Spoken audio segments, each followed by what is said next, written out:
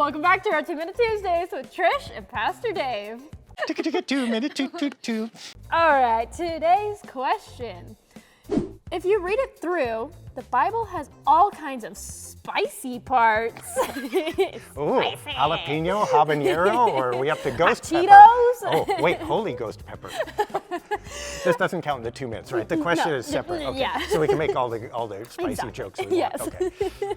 How come we never read about those in the church or even in Bible study? Oh. It's a lot more interesting than we've been told. Why the cover up? Yeah. That's from Leonard. Ooh, okay, well, wow, that's Spicy. okay, Leonard, here we go, start your clock. I mean, yes, you're right, and this is why it took a long time for the Bible to be translated into the vernacular, into people's Yep. common languages, because people are kind of afraid of reading those parts. But Bible studies, oh my gosh, let me tell you a story, Leonard. I used to lead the Bible study in an old church for the entire little town I was in, and all the ladies were like 60 plus, most of them were 70 plus, and we read Song of Solomon together, and imagine, I was 30 or so at that time, imagine a 30-something-year-old with people who could have been his mom reading about all that stuff in Song of Solomon, but you know what? We loved it, and I only blushed like 22 times a day.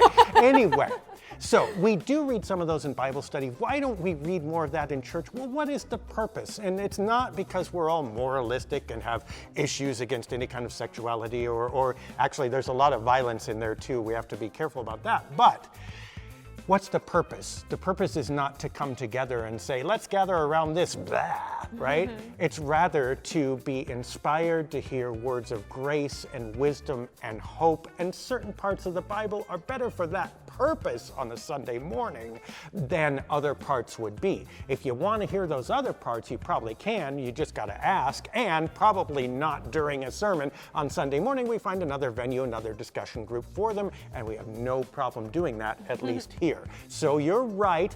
There's a lot more to it, including some stuff that we have to either be careful of, or I don't want to say be careful of even. We have to nuance, and we need to answer for, because not everything in the Bible is something we can stand up for, believe it or not. But those are important discussions to have, and I hope you get to have them wherever you are, and I'm certainly welcome to having them here. All right. Well, if you have your own questions, we have a forum at lightofthespirit.church. If it's up, you can look, yeah. If it's up, it's been a little Janky, but goofy. we'll get there. and a Twitter, Also, at Dave Deckert, and an email.